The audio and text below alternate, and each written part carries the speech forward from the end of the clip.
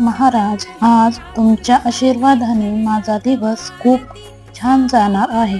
तुम्ही ठरवून दिलेल्या मार्गावर चालण्यासाठी मला सद्बुद्धी द्या.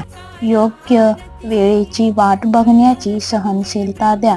मला माहिती आहे, आज माझ्या जीवनात येणारे लोक नकारात्मक प्रसंग माझी परीक्षा घेण्यासाठी पाठवताय.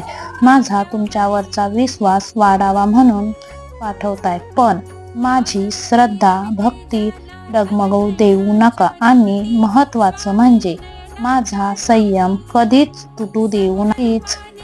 तुमच्या चरणी माझी प्रार्थना असेल. श्री स्वामी समर्थ.